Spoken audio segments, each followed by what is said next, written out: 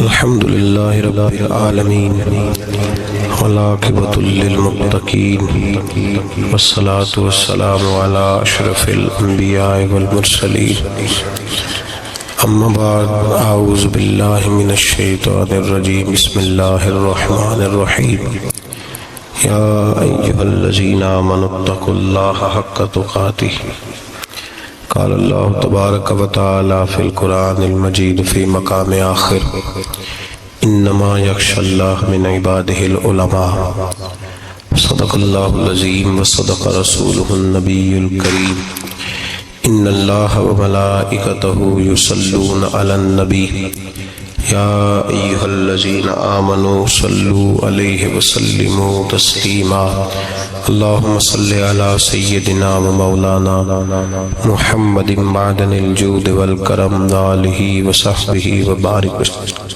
حمد و صلاة کے بعد انتہائی عزت و تکریم کے لائق سامعین و حاضرین دوستو بزرگوں اور بھائیوں، محفل شب برات کے عنوان سے اس خوبصورت رات میں اور ان ٹھنڈی ہواؤں میں آپ حضرات تشریف فرمائیں۔ نبی پاک صلی اللہ علیہ وسلم نے ارشاد فرمایا جب شعبان کی 15ویں رات آئے تو رات کو بیدار رہا کرو اور صبح کو روزہ رکھا کرو۔ تو جب حضور نے کہہ دیا بیدار رہو تو پھر کسی کو سونا نہیں چاہیے، بیدار رہنا چاہیے۔ اور بیداری کا مطلب یہ نہیں کہ وہ آدمی بس جاگتا رہے، اس کا مطلب یہ ہے کہ وہ اللہ اللہ کرے، درود پاک پڑھے، عبادت کرے، تلاوت کرے، ذکر فکر میں رہے۔ کچھ باتیں اس مقصد کے لیے کہ اس رات اللہ پاک نے اپنی رحمت کے دروازے کھولے ہیں، تو کچھ ایسی بات کی جائے جس سے دل نرم ہو جائے۔ دوستو، قرآن مجید کی 2 آیات میں نے پڑھی ہیں۔ اللہ کریم نے فرمایا یا ایھا الذین آمنوا اتقوا اللہ حق تقاتہ، اے ایمان والو اللہ سے ڈرو اور اتنا ڈرو جتنا ڈرنے کا حق ہے۔ ڈرو اللہ پاک سے، اور جس طرح تم کسی سے ڈرتے ہو، ڈرنے کا حق ہوتا ہے، وہ حق ادا کرنے کی کوشش کرو۔ ہم میں سے بہت سارے لوگ ڈرتے ہیں کچھ لوگوں سے، اور جب وہ ڈر رہے ہوتے ہیں تو انہیں احساس ہوتا ہے۔ اللہ پاک نے ہمارا وہ احساس خود بیان کر دیا ہے۔ فرمایا جب تم کسی سے ڈرتے ہو تو تمہیں اس کا احساس ہوتا ہے کہ تم کتنا ڈرتے ہو، تو پھر تم کوشش کرتے ہو کہ تم وہ کام نہ کرو جس سے وہ بگڑ جائے گا، ناراض ہو جائے گا۔ جو لوگ قانون سے ڈرتے ہیں وہ اشارہ نہیں توڑتے، کچھ بھی ہو جائے اشارہ نہیں توڑتے۔ انہیں پتہ ہے کہ یہاں اشارہ توڑیں گے تو الجھ جائیں گے، اور جہاں انہیں فکر نہ ہو کہ کوئی پوچھنے والا نہیں، وہاں ہم نے دیکھا ہے کہ لوگ اشارہ توڑ دیتے ہیں۔ اللہ تبارک و تعالیٰ نے موقع دیا، میں حرمین شریفین حاضر ہوا تو وہاں ایک روڈ دائری روڈ کہلاتا ہے۔ اس روڈ سے پیدل چلنے والے نہیں گزر سکتے۔ وہ کہتے ہیں جی اس روڈ سے پیدل والا نہ گزرے، ان کے لیے علیحدہ جگہ ہے۔ قانون یہ ہے کہ اگر کوئی پیدل آدمی وہاں سے گزرے اور اس کا ایکسیڈنٹ ہو جائے تو وہ حکومت یہ کہتی ہے کہ یہ کیوں یہاں سے گزرا تھا، لہٰذا کوئی مقدمہ نہیں ہو سکتا۔ وہاں ہم نے دیکھا ہے کہ لوگ اس سڑک پہ پیر بھی نہیں رکھتے، کہتے ہیں مر گئے تو بنے گا کچھ نہیں۔ یہاں بھی بہت سارے ایسے معاملات ہوتے ہیں کہ جہاں انسان محسوس کرتا ہے کہ یہ بڑا میرے لیے نقصان ہو جائے گا، تو وہ ڈرتا ہے۔ ایک چھوٹی سی بات ہے کہ رات کو کوئی آدمی اپنا دروازہ کھلا رکھ کے نہیں سوتا، حالانکہ کوئی عرض نہیں، کبھی کھلا رہ بھی جاتا ہے، اور اگر کبھی رہ جائے تو جس کی ذمہ داری بند کرنے کی ہو اس کے ساتھ پھر جو رویہ ہوتا ہے گھر والوں کا، یہ خوف ہے ہمارا اندر کا، تو بڑی شدت کے ساتھ ہم اس شخص کو سخت سست کہتے ہیں، ڈانٹتے ہیں، کہتے تو نے خیال ہی نہیں کیا، جمع پونجی لٹ جاتی تو یہ خوف ہے، یہ ہمارا اندر کا یہ خوف ہے۔ آپ بازار میں جائیں تو درجنوں لوگوں نے گن مین بٹھائے ہوئے ہیں، ان کا دل نہیں کرتا کہ اضافی تنخواہ دی جائے، کیا مطلب ہے ایک آدمی کو اضافی پیسے دینے کا، لیکن وہاں آدمی بٹھایا جاتا ہے اس کو تنخواہ دی جاتی ہے، اس کی روٹی کا بندوبست کیا جاتا ہے، اس کے سارے ضروریات زندگی کا خیال رکھا جاتا ہے، اور پس منظر یہ ہوتا ہے کہ ڈر لگتا ہے اگر یہ شخص نہ ہوا تو ہمارے چوری ہو جائے گی۔ تو اللہ فرماتے ہیں کہ تو جہاں سے ڈرتا ہے تجھے پتا ہے،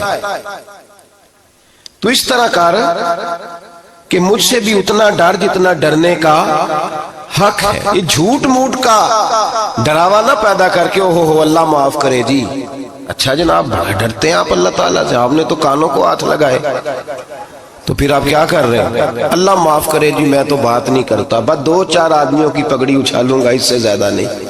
ڈر لگتا ہے جی بات کرتے ہوئے، 15-20 آدمی بس میرے قابو آئیں۔ یہ کس قسم کا ڈر ہے؟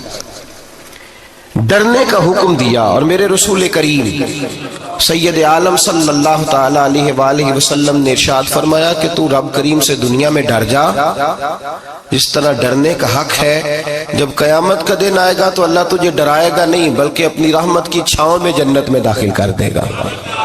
یہاں ڈر، ایک جگہ تو اللہ نے فرمایا ڈرو، اور کچھ جگہوں پہ فرمایا کہ جو میرے علم والے بندے ہیں نا، جن کو میں نے علم دیا ہے، عالم ہیں، ان کے بارے میں فرمایا کہ ان کے دلوں میں میری خشیت ہے۔ انما یخشی اللہ من عبادہ العلماء، اللہ کے بندوں میں سے جو علم والے ہیں وہ اللہ کی خشیت رکھتے۔ قرآن نے ایک جگہ کہا ڈرو، خوف کا لفظ بھی استعمال کیا، وَلِمَنْ خَافَ مَقَامَ رَبِّهِ جَنَّتَانِ، خوف بھی ہے اور خشیت بھی ہے۔ ان دونوں کا معنی ایک ہی ہے، ڈرنا، خوف کا معنی بھی اور خشیت کا معنی بھی، ڈرنا۔ جب آپ علماء لغت کو پڑھیں گے، عربی ادب کو جاننے والے لوگوں کا مطالعہ کریں گے تو انہوں نے یہی لکھا ہے کہ ان دونوں کا معنی ڈرنا ہے۔ میری طرف دیکھیے، توجہ کریں، کچھ سمجھانے لگا ہوں، اس نقطے کو ضرور سمجھیے گا۔ خشیت کا معنی بھی ڈرنا ہے، خوف کا معنی بھی، لیکن جب صوفیاء کے پاس جائیں نا، صوفیاء جو قرآن و سنت کی روح کی تفسیر کرنے والے ہیں، تو وہ کہتے ہیں نہیں، خشیت اور خوف میں فرق ہے، خوف اور ہوتا ہے، خشیت صوفیاء اس کی تفسیر اور کرتے ہیں۔ وہ کہتے ہیں خوف بھی ہوتا ہے اور خشیت بھی ہوتی ہے، الگ الگ چیزیں ہیں، ایک نہیں۔ بڑی خوبصورت بات ہے، اگر آپ سمجھ گئے تو آپ کو فائدہ دے گی۔ صوفیاء یہ کہتے ہیں کہ بھائی خوف ہوتا ہے اپنے گناہوں کا، کہ میں نے یہ گناہ کیے ہیں، اگر اللہ نے مجھ سے پوچھا تو مجھے بڑا خوف آتا ہے، مار پڑے گی، یہ خوف ہے۔ پھر سمجھ لیں، ایک آدمی نے حرام کا مال اکٹھا کیا ہے زندگی میں، معاذ اللہ اس نے بڑے پاپ کیے، گناہ کیے، شراب پی، بدکاری کی، معاذ اللہ تعالیٰ ثم معاذ اللہ۔ اب اسے ڈر لگ رہا ہے کہ اللہ تبارک و تعالیٰ نے پوچھا تو میں کیا جواب دوں گا، یہ خوف ہے۔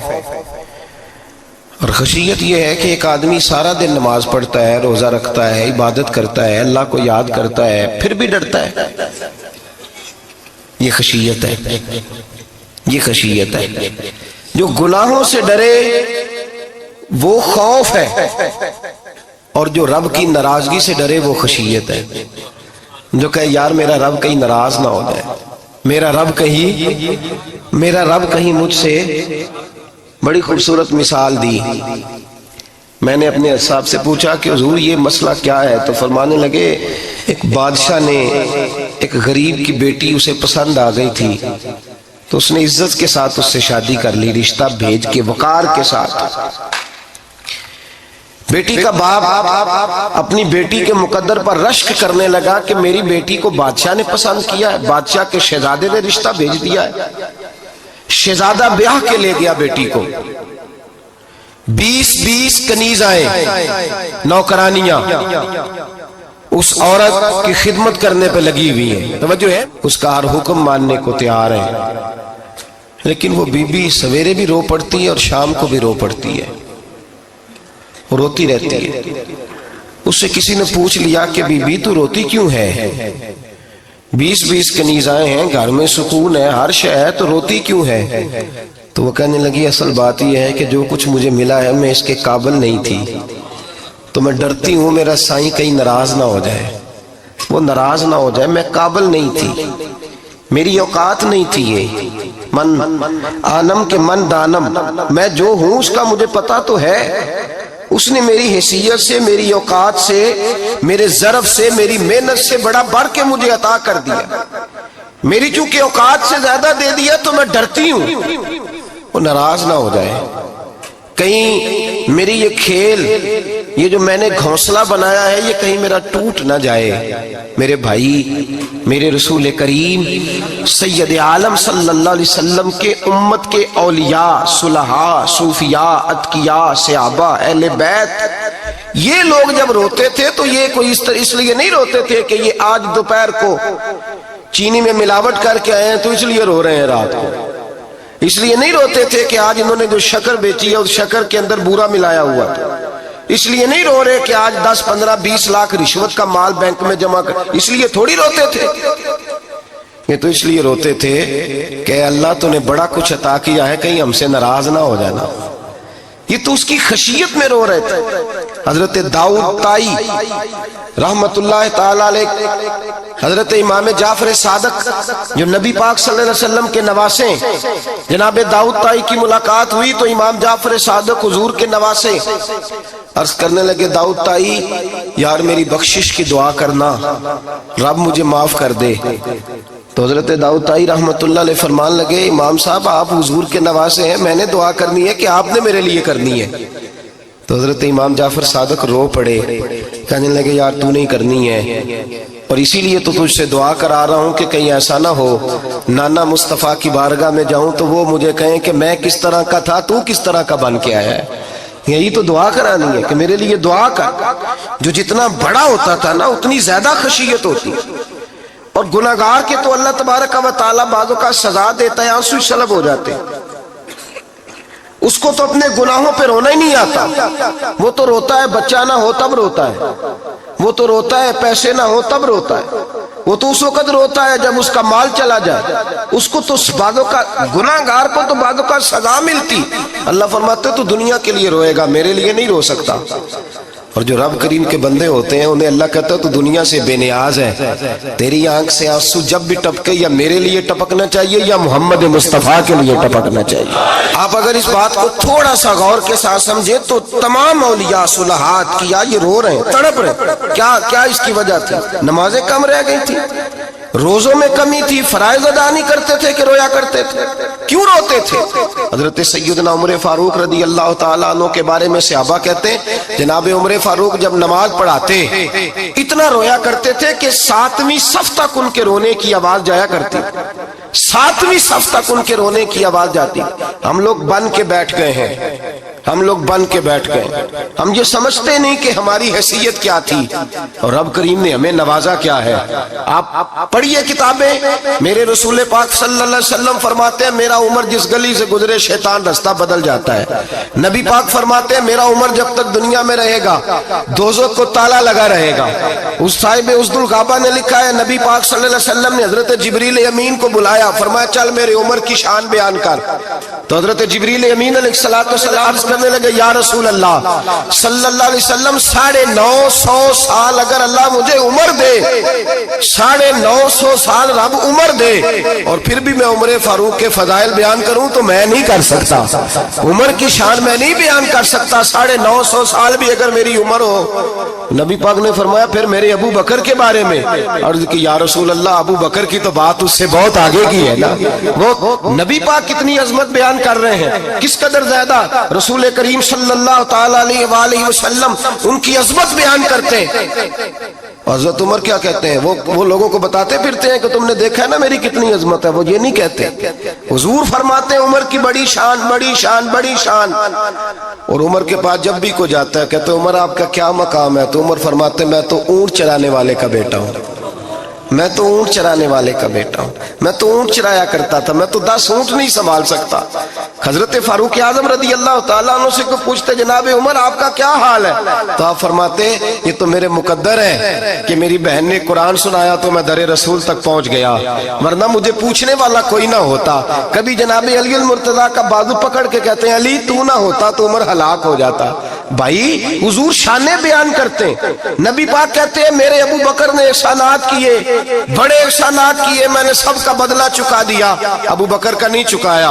अल्लाह की बारगाह में अर्ज करूंगा या अल्लाह तू ही इसे बदले दे। और जनाब अबू बकर सिद्दीक से कोई पूछता है अबू बकर आपका क्या हाल है, तो अबू बकर सिद्दीक फरमाते हैं मुझसे मेरे अंदर का आलम ना पूछो, अगर कयामत के दिन ऐलान हुआ ना कि सारे लोग बख्शे गए एक बाकी बचा है, तो मुझे डर लगता है अकेला अबू बकर ही बच जाएगा जो नहीं बख्शा जाएगा, मुझे डर आता है। तो भाई पन के बैठ गए लोगों को पूछ करके देखें, कहते हैं क्या पाप किया है, क्या हो गया है। खशियत से कांपती हुई रूहें, तड़पते हुए मेरे रसूल पाक के गुलाम, औलिया अल्लाह सूफिया किराम के रोंगटे खड़े हैं रब करीम के खौफ से।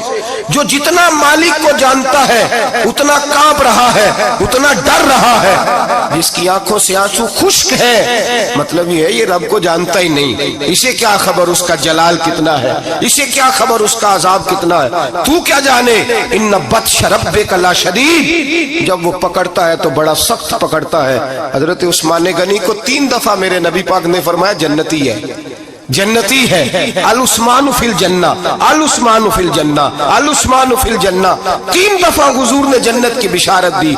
मेरे मुस्तफा करीम ने फरमाया मेरा उस्मान गली से गुजरे तो फरिश्ते भी इसकी हया करते हैं। जनाब उस्मान गनी जिनको मेरे नबी ने 2 बेटियां दे के कहा उस्मान मेरी 100 बेटी भी होती, एक के बाद दूसरी इंतकाल करती जाती तो मैं सारी तेरे निकाह में दे देता। वही हजरत उस्मान गनी कब्र पे खड़े हैं हुजूर के विसाल के बाद, एक कब्र पे खड़े, आंखों से आंसू जारी है, दाढ़ी सारी आंसुओं से भर गई है, रोते ही जाते हैं, रोते ही जाते हैं। गुलाम कहता उस्मान यार रोना हमें चाहिए, रोना हमें चाहिए, जिनको कोई बिशारत नहीं और आपको तो 3-3 बिशारतें, रोते क्यों हो। जनाब उस्मान गनी फरमाने लगे जिस मुस्तफ़ा ने मुझे जन्नत की बिशारत दी उसी रसूल ने फरमाया था कब्र आखिरत की मंजिलों में से पहली मंजिल है, आखिरत की मंजिलों में से पहली मंजिल। सोचता हूँ अगर रब करीम ने उस्मान से हिसाब पूछ लिया, हिसाब कैसे देना है मेरे मुस्तफ़ा करीम ने। ये तो बात है ना जनाब उमर की, ये तो बात है हजरत उमर की, हजरत अबू बकर की, जनाब उस्मान गनी की। और जिस शेर खुदा के बारे में नबी पाक ने फरमाया अलीयुन मिन्नी व अना मिन अली, फरमाया अली और मैं 2 नहीं, मैं अली हूँ और अली मैं है। जिनको फरमाया मन कुन्तु मौला हूँ वहादा अलीयुन मौला, जिसका मैं मौला उसका अली भी, उसका अली भी। जिस मौला अली शेर खुदा को ये दर्जा दिया, वलीउल मुर्तदा उठे हैं, नमाज का वुजू किया है, मुसल्ले की जानिब जाने लगे तो जनाब अली का वजूद थर थर कांपने लगा, थर थर छम छम आंसू बरसने लगे। हजरत सैयदना इमाम हसन आगे बढ़े, अब्बा जी क्या हुआ। फरमाया हसन डर रहा हूँ, मालिक की बारगाह में जा रहा हूँ, कहीं रब अली को दुत्कार ही ना दे, कहीं मालिक अली से हिसाब ही ना पूछ ले, कहीं अल्लाह तबारक व तआला नाराजगी की नजर से ना देखे। ओ भाई हम लोग इतने दलेर, इतने तगड़े, इतने स्याह, इतने अक्लमंद, इतने गुनाहों के पीछे पहाड़ हैं, लेकिन मजाल है कोई एक कतरा वो आंसू जो हमने संभाल के रखे हैं दुनियादारी पे बहाने के लिए। कभी अपना हिसाब कर, कभी सोच। रोज शिकवा करता है, कहता है मेरे पास पैसे नहीं, गाड़ी नहीं, कार नहीं, कोठी नहीं, सरमाया नहीं। कभी सोच जो कुछ है अगर रब करीम मेरे और आपके अमाल देखे तो हमारी हैसियत है कि वो सारा कुछ हमें दिया जाता, हमारी औकात थी कि वो हमें दिया जाता जो उसने दिया है। टटोल के देखें, उम्र गुजर गई शिकवे करते, जरा पलट के देखें। अगर हमारे गुनाह और हमारी नेकियां इकट्ठी की जाएं तो हम जजा वाले नहीं सजा वाले निकलते हैं माज़अल्लाह। महमूद गजनवी बड़ा प्यार करते थे अय्याज के साथ, बड़ा प्यार करते थे, नवाजा करते थे, रोज कोई ना कोई तोहफा मिलता था अय्याज को। कुछ हसद करने वालों ने कहा महमूद तू इसे तोहफे देता है और ये जंगल में असला इकट्ठा कर रहा है, ये तेरे खिलाफ अलहदा से फौज तैयार कर रहा है, कुछ वक्त आएगा ये तुझे छोड़ के अलहदा से बादशाही का दावा कर देगा। महमूद गजनवी कहने लगे ये किस तरह की बात, क्या तुम्हें पता है कि अय्याज असर से लेकर इशा तक कहाँ रहता है। महमूद कहने लगे यार वाकई मैंने कभी पूछा तो नहीं, शक का बीज बो दिया, शक का बीज बो दिया। महमूद गजनवी कहने लगे अच्छा आज मैं पीछा करूंगा, तफ्तीश करूंगा, तहकीक करूंगा कहाँ जाता है। تحقیق کروں گا۔ محمود غزنوی نکلے پیچھا کرنے۔ عصر کے بعد ایاز نے جنگل کا رخ کیا، محمود بھی پیچھے پیچھے ہو لیے۔ کہتے ہیں جنگل کے بیچ جا کے ایک جھونپڑی آئی، اس جھونپڑی کے اندر ایاز گئے، دروازہ کھولا، اندر چلے گئے۔ مجھے بڑا غصہ تھا کہ ہر بات مجھے بتاتا ہے، یہ کیوں نہیں بتائی؟ جب ایاز اندر گئے تو میں نے زور زور سے دروازہ کھٹکھٹایا غصے کے ساتھ۔ ایاز نے دروازہ کھولا، باہر آئے، میں نے کہا پیچھے ہٹ۔ ایاز پیچھے ہٹے تو میں اندر چلا گیا۔ محمود کہتے ہیں جب میں اندر گیا تو میں نے اس جھونپڑی میں ایک پرانا کرتا لٹکا ہوا دیکھا، ایک ٹوٹے ہوئے جوتے پڑے ہوئے دیکھے، ایک چھوٹا سا ڈنڈا دیکھا، ایک مٹکا، ایک پیالہ دیکھا۔ میں نے ساری تلاشی لی تو چند ٹوٹی پھوٹی پرانی چیزیں۔ میں نے کہا ایاز یہ کیا ہے؟ تو کہتے ہیں ایاز کہنے لگا بادشاہ ٹٹول کے دیکھ لے، یہی کچھ ہے جو تو نے دیکھا۔ میں نے کہا یہ ہے کیا؟ کہتے ہیں ایاز پیروں میں بیٹھ گیا، تڑپ کے رونے لگا، کہنے لگا بادشاہ یہ میری اوقات ہے، یہ میری اوقات ہے، یہ میری اوقات ہے، یہ میری اوقات ہے۔ کہا کیا مطلب؟ کہنے لگا جس دن تیرے پاس آیا تھا نا تو یہ میری کائنات تھی کل، آج تیری مہربانیوں نے مجھے یہاں تک پہنچا دیا ہے۔ میں جو تیرا غدار نہیں نہ ہوتا، میں جو تیری نافرمانی نہیں کرتا، اس لیے نہیں کرتا کہ میں ہر شام آ کے اپنی اوقات یاد کرتا ہوں، اور پھر مجھے روز رات کو میرا نفس کہتا ہے اس کا وفادار رہنا، اس کا وفادار رہنا۔ تو اس حال میں تھا جب آیا تھا، اگر یہ بگڑ گیا تو پھر تجھے اپنی اوقات کا پتہ ہے نا۔ محمود غزنوی نے سینے سے لگایا، کہنے لگے آج تک تو بچا بھی اس لیے ہے کہ تو اپنی اوقات نہیں بھولا۔ ملا رومی کہتا ہے اپنی اوقات یاد رکھ، تو کیا تھا؟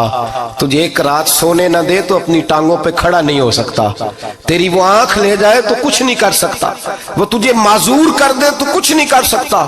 30 سال کے اونچے 7 فٹ قد کے جوان اس نے فالج زدہ کر کے ہسپتالوں میں ڈال دیے، وہ کچھ نہ کر سکے۔ بڑے بڑے پہلوان جو کہتے تھے کہ ہم اٹھے تو دنیا اٹھتی ہے، اس نے پھینک دیے من و مٹی کے نیچے، کچھ نہ کر سکے۔ اپنی حیثیت نہ بھول۔ میرے رسول کریم سید عالم صلی اللہ علیہ وسلم نے فرمایا 2 باتوں میں لوگ دھوکے میں ہیں، دھوکے میں ہے، دھوکے میں ہے، دھوکے میں۔ یا رسول اللہ کون سی؟ فرمایا جو صحت مند ہے وہ دھوکے میں ہے، وہ سمجھتا ہے میں کبھی بیمار ہی نہیں ہوں گا، مجھے روز اسی طرح نیند آئے گی جس طرح اب آتی ہے، میں روز اسی طرح اٹھوں گا جیسے اب اٹھتا ہوں، میں اتنا ہی لمبا چوڑا رہوں گا جس طرح آج ہوں، میرا حسن اسی طرح قائم رہے گا جیسے آج ہے۔ تو دھوکے میں ہے، دھوکے میں۔ بڑے بڑے آئے اور بڑے بڑے مٹی کا ڈھیر ہو گئے، فنا ہو گئے، کل من علیہ فان، فنا ہو گئے، کوئی پوچھنے والا نہ رہا۔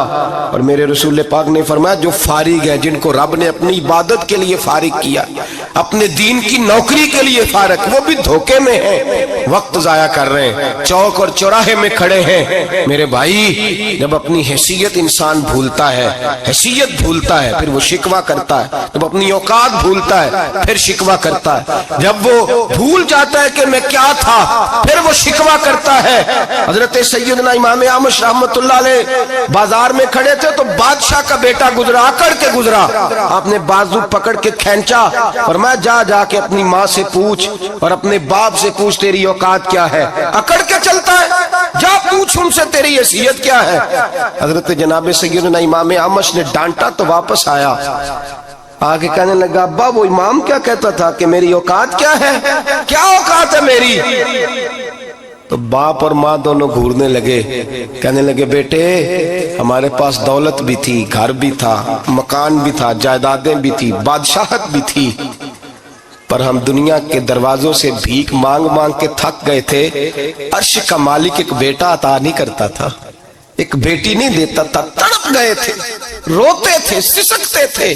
پھر وہی امام احمد جنہوں نے آج تجھے گلی میں کھڑا کیا ہے اس کے دروازے پہ جا کے بیٹھ گئے۔ ہم نے کہا رب ناراض ہو گیا، دعا کرو ہم سے راضی ہو جائے، چلو زیادہ نہیں ایک لال ہی ہمیں دے دے۔ کہ امام اعمش دعائیں کیا کرتے تھے تو تب اللہ پاک نے تو ہمیں عطا کیا تھا۔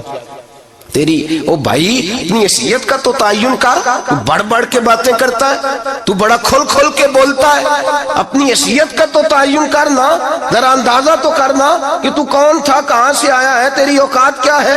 یہاں لوگ ایک منٹ میں آگے نکل جاتے، پلٹ کے دیکھ تو صحیح۔ اور میرے بھائی جو بڑے لوگ تھے وہ تڑپا کرتے تھے۔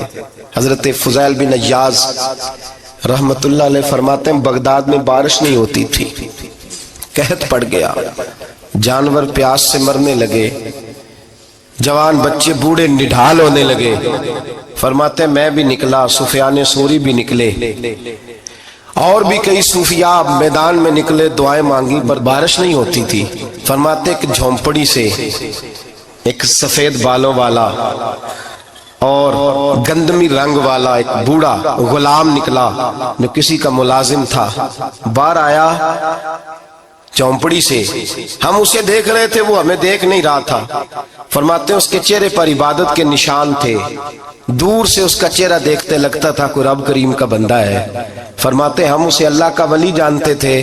اس نے دعا مانگی کو تو لفظ پتہ کیا ہیں دعا کے، ہاتھ اٹھا کے کہنے لگا مولا مجھے پتا ہے یہ جو بارش نہیں نہ ہو رہی ہے میری وجہ سے نہیں ہو رہی، میرے گناہوں کی بڑی لمبی فہرست ہے، بڑی لمبی لائن ہے۔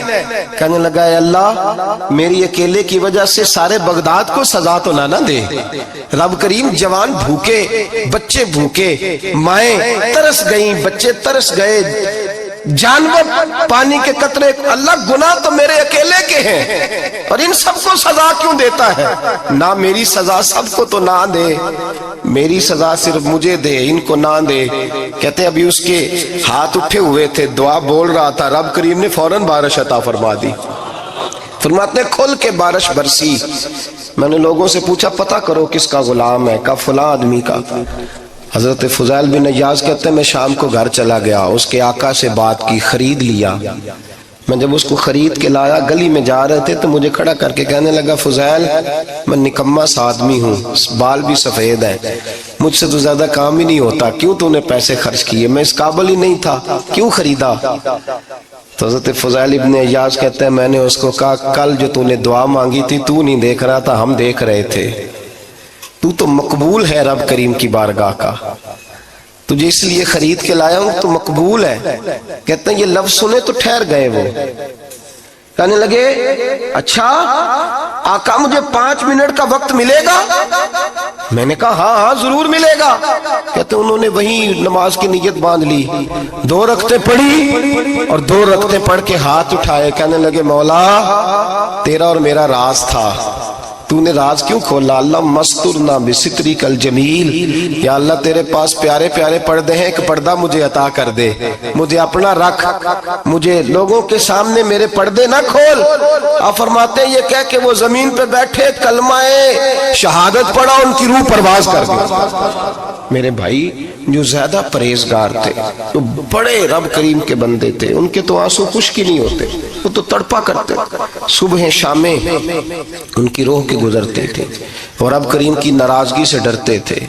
وہ کہتے تھے مالک کہیں ناراض نہ ہو جائے، کہیں بگڑ نہ جائے۔ میرے رسول کریم صلی اللہ علیہ وسلم کے صحابی کہتے ہیں ایک جنگ سے خوشخبری آئی تو جو خوشخبری لانے والے تھے وہ حضرت عمر فاروق رضی اللہ تعالیٰ عنہ کے پاس پہنچے خوشخبری دینے۔ حضرت عمر رضی اللہ تعالیٰ عنہ کھڑے تھے، صحابی نے آ کے کہا عمر مبارک ہو۔ جناب عمر کچھ لوگوں سے گفتگو کر رہے تھے، بات چیت جاری تھی، کہا مبارک ہو فتح ہو گئی۔ حضرت عمر کہنے لگے ٹھہر تو جا، اس سے تو بات کر لینے دے جس سے کر رہا ہوں، جب کہنا ٹھہر تو جا۔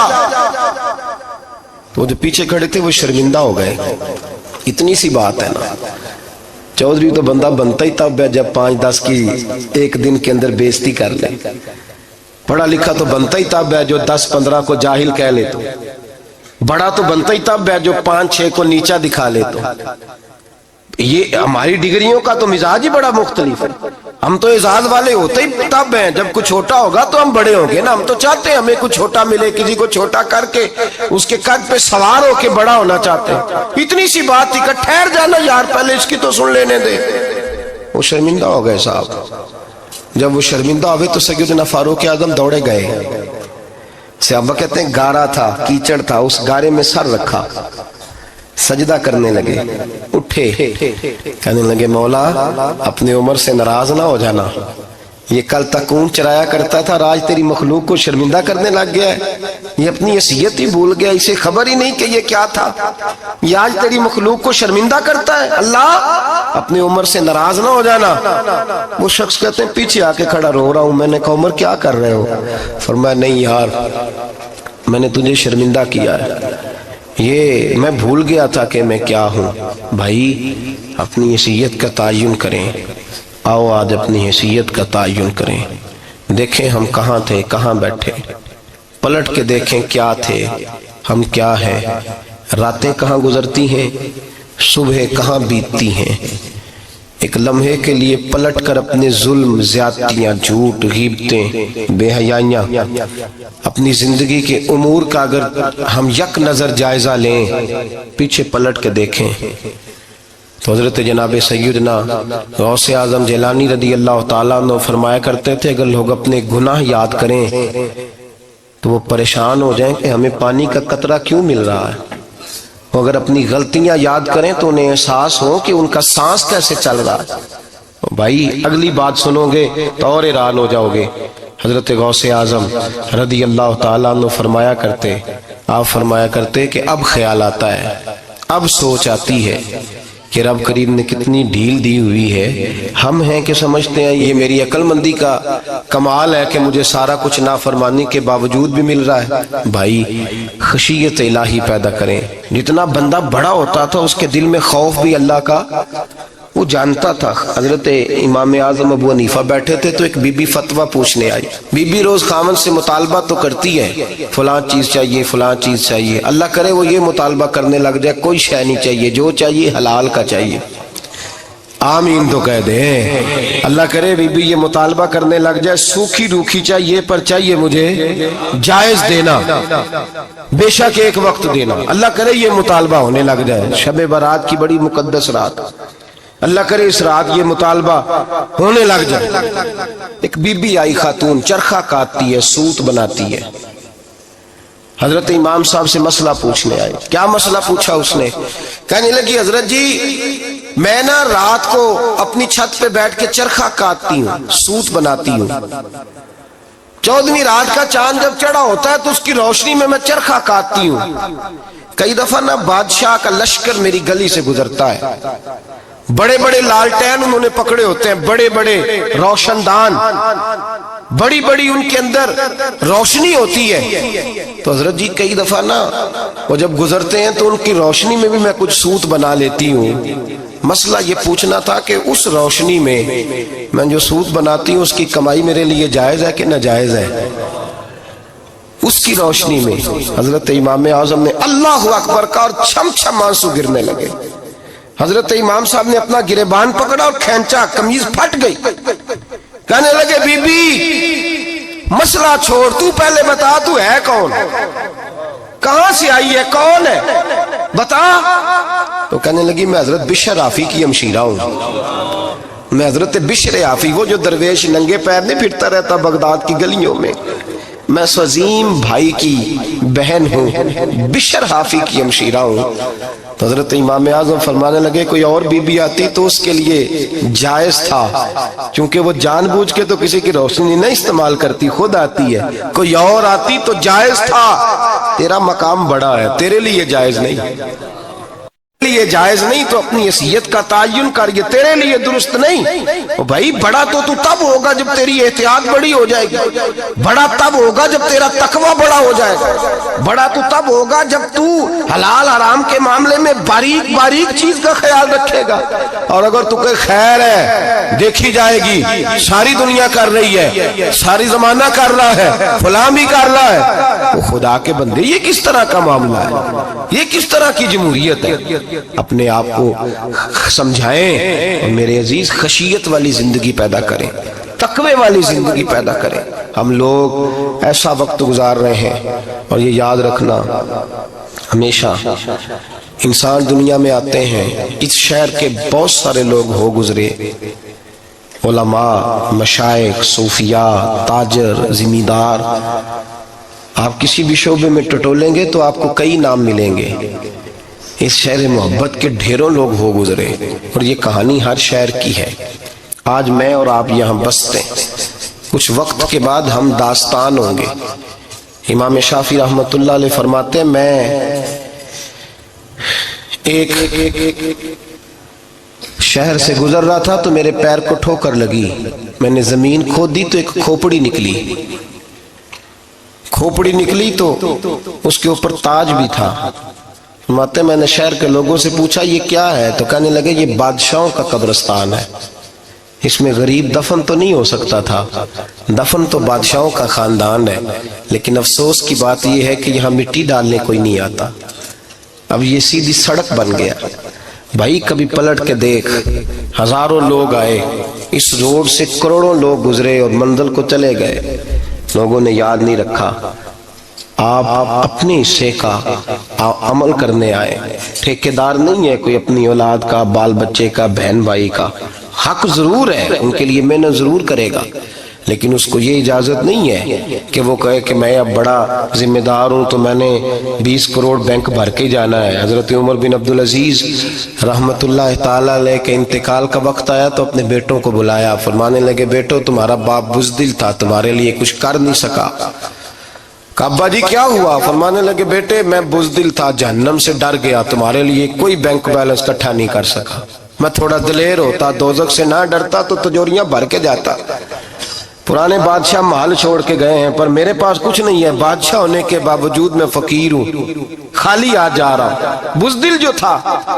آپ نے جب یہ لفظ کہے تو بچے رونے لگے، کہنے لگے ابا جی ہمیں تو فخر ہے، ہمیں تو فخر ہے، جس گلی سے بھی ہم گزرتے ہیں کپڑے ہمارے سادے ہوتے ہیں پر لوگ دکانیں چھوڑ کے ملتے ہیں، کہتے ہیں نیک باپ کی اولاد جا رہی ہے، یہ بڑے مرتبے والے باپ کی اولاد جا رہی ہے۔ بھائی یاد رکھیں، خشیت الہی پیدا کریں، نہ اپنی ذات کے ساتھ ظلم کریں۔ اگر آپ کوئی بھی غلط کام کرتے ہیں تو اس کا جواب آپ نے دینا ہے۔ اگر آپ نے 1 کروڑ روپیہ ناجائز کمایا ہے تو وہ اللہ آپ سے نہیں، آپ کے بچے سے نہیں پوچھے گا، بیوی سے نہیں پوچھے گا، بہن بھائی سے نہیں، وہ آپ نے جواب دینا ہے۔ آپ اپنے اعمال پر غور کریں۔ آج شب برات ہے، میرے نبی کریم صلی اللہ علیہ وسلم نے فرمایا کہ میری امت کی اتنی بخشش ہوگی، مدینے میں سب سے زیادہ بنو کلب کا قبیلہ بکریاں پالتا ہے، ان کی بکریوں کے بالوں سے بھی زیادہ اللہ میری امت کی بخشش فرمائے گا۔ اس کو توبہ کی رات کہا جاتا ہے۔ توبہ کا مطلب یہ ہوتا ہے کہ اللہ میں آج کے بعد گناہ نہیں کروں گا۔ توبہ کا مطلب ہوتا ہے کہ میں آج کے بعد یہ غلطی، آپ کا ملازم کتنی بار غلطی کرے تو آپ رکھ لیتے ہیں، ایک دن میں 100 دفعہ کرے تو گنجائش ہے اس کو رکھنے کی؟ اللہ رکھ لیتا ہے، کہتا تو توبہ کر، ہے گنجائش؟ میرا خیال ہے جو 10 بار بھی کرے اس کے لیے بھی گنجائش ہے، اس کے لیے بھی گنجائش ہے۔ استاد باپ ہوتا ہے، بچے سے غلطی ہو جائے تو کہتا تجھے ارجانہ بھرنا پڑے گا۔ بچے لگے نہیں ہوتے اسکولوں میں، جرمانے لگے ہوتے ہیں، چھٹی کا علیحدہ ہے، فلاں کام کا علیحدہ ہے، حالانکہ باپ ہے۔ بھائی اللہ فرماتا ہے تو توبہ کر، اور توبہ یہ ہے کہ میں آج کے بعد یہ گناہ، جس آدمی نے کل 5 نمازیں نہیں پڑھنی اس کا آج توبہ کرنے کا کیا مطلب ہے؟ توبہ کا کیا مطلب ہے کہ میں آئندہ گناہ، تو جو سویرے 5 نمازیں نہیں پڑھنا چاہتا کہتا کل زور نہیں میں نے پڑھنی، چلو فجر تک جاگنا ہے فجر پڑھ لوں گا، تو اس نے توبہ کی ہے؟ کوئی مذاق ہے؟ استغفر اللہ استغفر اللہ، اللہ معاف کر دے، کیا معاف کر دے؟ سویرے تو مسجد آئے گا۔ بھائی آپ کسی جگہ، ہم سادے لوگ ہیں، دیہاتی لوگ، یہ ہمارا دیہات کا ماحول ہے، بچے کو مارتے ہیں نا مدرسے والے کو تو ہم کہتے ہیں دوبارہ کرے گا، تو کیا کہتے ہیں اگوں، تو جو بچہ کہے تسی تھپڑ دو مار لو میں سویرے پھر کرنا جی، تو اس کو معافی ملے گی؟ یہ کیسی معافی ہے کہ سویرے میں نماز نہیں پڑھنی زور کی لیکن یا اللہ معاف کر دے، یا اللہ، یہ جھوٹ ہے، یہ دھوکہ ہے، یہ مذاق ہے، مذاق نہیں کرے۔ اور بندہ کوئی سیانا ہو تو مذاق برداشت نہیں کرتا، اور معاذ اللہ استغفر اللہ، رب کریم کے ساتھ مذاق، یا اللہ میری توبہ، یا اللہ میری توبہ، یا اللہ مجھے معاف کر دے، یا اللہ معاف کر دے، اور سویرے جھوٹ پھر بولنا ہے اٹھتے ہی، تو یہ کیسی توبہ ہے؟ توبہ کا مطلب ہوتا ہے کہ میں توبہ کرتا ہوں آج کے بعد گناہ، تو توبہ کو سمجھے تو صحیح نا میرے بھائی، توبہ کو سمجھیں۔ تمام صحابہ، چونکہ شراب حرام نہیں تھی تو ہر آدمی پیا کرتا تھا، جب حرام ہو گئی تو پھر کسی نے منہ نہیں لگایا، توبہ ہو گئی تو پھر ہو گئی، پھر معاملہ ختم ہو گیا۔ پھر کبھی قریب حضرت مرثد بن ابی مرثد البغوی رضی اللہ تعالیٰ عنہ حضور کے صحابی ہیں، آپ فرماتے ہیں میرے اندر ایک غلطی تھی، میرا بہت ساری خواتین کے ساتھ دوستانہ تھا، نبی پاک کی بارگاہ میں جب میں گیا اسلام کی بائعت کی تو حضور نے فرمایا تیری نظر جھکی رہنی چاہیے، خبردار کسی عورت سے تیرا، کہتے ایک نصیحت نبی پاک نے کی۔ آپ فرماتے ہیں میں نے اپنے دل کو اس طرح سمجھایا کہ عورتیں اگر میرے پاس آ کے کھڑی ہوتی تھی تو میرے اندر کا وجود کہتا تھا کہ ہو ہی نہیں سکتا میری توجہ جائے، اس لیے کہ توبہ کی ہے، اب دوبارہ ادھر توجہ جا سکتی۔ میرے بھائی توبہ کو اس کے مفہوم کے ساتھ توبہ کریں، جھوٹ نہیں بولیں، گناہ نہیں کریں۔ میرے رسول کریم صلی اللہ علیہ وسلم نے فرمایا استغفار پڑھا کرو، میں دن میں 100 مرتبہ استغفار کرتا ہوں۔ حضور کہتے ہیں میں دن میں، حضور 100 دفعہ دن میں استغفار کرتے۔ امام حسن کے پاس ایک شخص آیا، کہا میرے پاس اولاد نہیں، فرمایا استغفار پڑھ۔ ایک پھر آ گیا، اس نے کہا حضور میرے پاس روزی نہیں، فرمایا استغفار پڑھ۔ ایک اور آیا، اس نے کہا حضور بیماری بڑی ہے گھر میں، فرمایا استغفار کر۔ آپ کے صاحبزادے بیٹھے تھے، کہا ابا جی جو آتا ہے آپ استغفار ہی بتاتے ہیں۔ آپ فرمانے لگے جب کوئی بندہ توبہ کرتا ہے تو رب راضی بڑا ہوتا ہے۔ تو میں نے سب کو توبہ کا وظیفہ بتایا ہے، جس کی جو بھی مجبوری ہو اگر توبہ کر لے تو اللہ تعالیٰ اسے آسانی عطا کر دیتا ہے، اللہ اس پہ نظر رحمت کر دیتا ہے۔ اپنے آپ کو تبدیل کریں، نماز کو اس کی حقیقت کے ساتھ پڑھا کریں، اس کی حقیقت کے ساتھ نماز کو پڑھیں۔ 5 وقت مسجد میں حاضری دیں، چھوڑ کے سارے کام چھوڑ کے، باقی سارا کچھ بعد میں۔ آپ کا رشتہ لوگوں کے ساتھ زندگی کا ہے، موت کا نہیں ہے۔ آپ خود دیکھ لیں، جن کے بزرگ چلے گئے وہ ڈیلی جاتے ہیں قبرستان، کل وہاں بیٹھتا ہے 2 گھنٹے جا کے، والد صاحب ہیں، دادا جی ہیں، نانا جی ہیں، دیکھا کبھی کسی کو صبح گیا ہو شام آیا ہو؟ یہی حال ہمارا ہوگا، بالکل کوئی نہیں جائے گا۔ اور پھر جب کوئی انتقال کر جاتا ہے نا تو کوئی یہ نہیں کہتا کہ ابا جی کو غسل دے لو، کہتے ہیں میت کو غسل دو۔ ماں آنکھوں کی ٹھنڈک ہوتی ہے لیکن کہتے ہیں لاش کو اٹھاؤ، جنازے کو اٹھاؤ۔ آپ کے رشتے ناطے ختم ہو گئے۔ اگر آپ ناراض نہ ہوں تو مجھے جنازے پڑھانے کا موقع ملتا ہے، 1-2 بات عرض کرتا ہوں، اس کے بعد ذکر کرتے ہیں، انشاءاللہ دعا ہوگی۔ جنازوں پہ جانے کا اتفاق ہوتا ہے تو میں جنازے سے محسوس کرتا ہوں بہت ساری چیزوں کو۔ میں دیکھتا ہوں کہ جنازہ ہونے کے باوجود لوگ یہ سمجھتے ہیں کہ یہ ہونا تھا کام، یہ ہو گیا، اور وہاں کیفیت یہ ہوتی ہے کہ صرف یہی جنازہ ہے، اسی نے فوت ہونا تھا، ہم تو بچے ہوئے ہیں۔ قرآن پاک سے محبت کرنا، قرآن پاک پڑھنے والوں سے پیار کرنا، قرآن کے مدارس کو آباد کرنا، یہ بڑا مشکل ہوتا جا رہا ہے۔ ہم ایک مدرسہ چلاتے ہیں، ہم محسوس کرتے ہیں کہ یہ بڑا کٹھن معاملہ ہے، بڑا کٹھن۔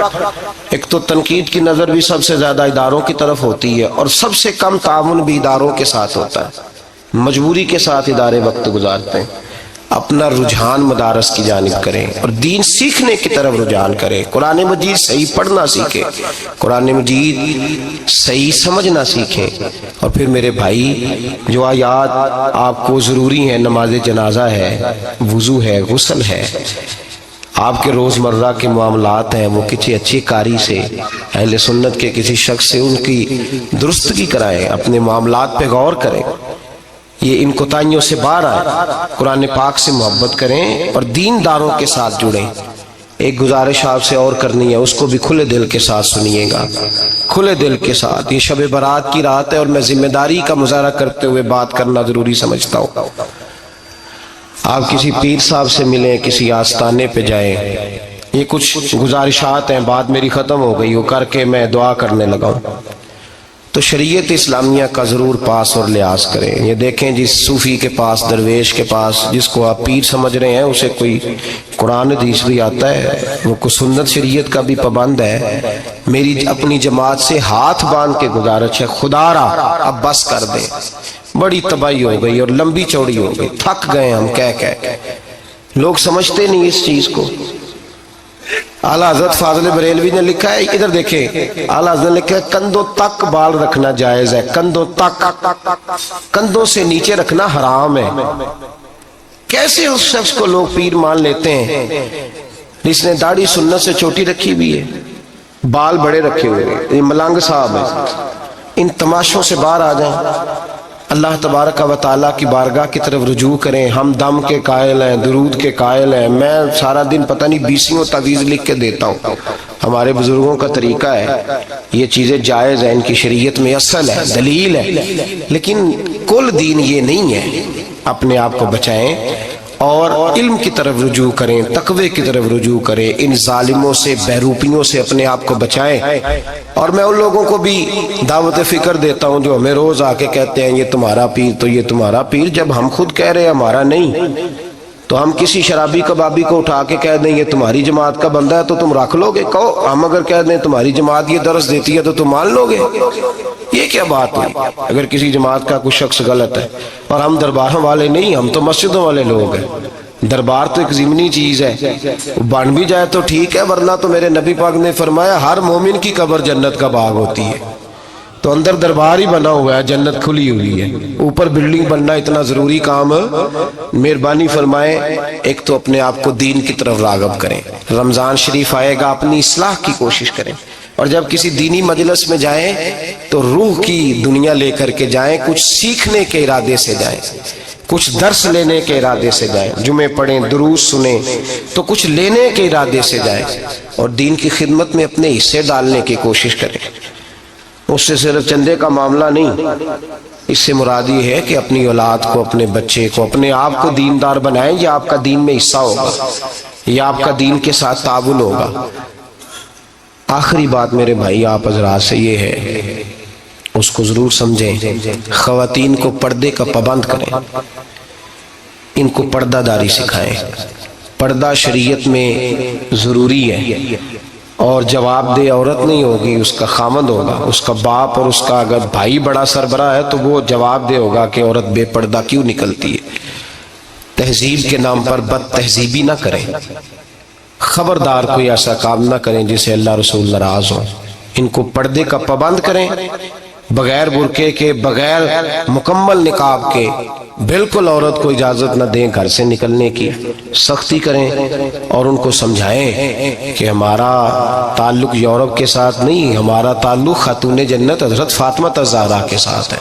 इनको पाबंद करें। और ये मैं जिम्मेदारी से बात कह रहा हूँ, मर्द जिम्मेदार है अगर उसकी औरत बापर्दा नहीं है, वो जिम्मेदार है, और अल्लाह की बारगाह में उसकी कोई बात काबिल कबूल नहीं होगी। और शब बारात की रात इतने लोग गवाह हैं कि ये पैगाम आपको पहुंचाया गया, आपको पहुंचाया गया, आसमान जमीन और हवा गवाह है कि हमें ये बात पहुंचाई गई कि हमें इनको पर्दा कराना है। जिक्र होगा, जिक्र क्या है? जिक्र है अल्लाह को याद करना। और मेरे नबी पाक सल्लल्लाहु अलैहि वसल्लम ने एक हदीस में फरमाया, रब का जिक्र इस तरह करो कि लोग तुम्हें दीवाना समझे।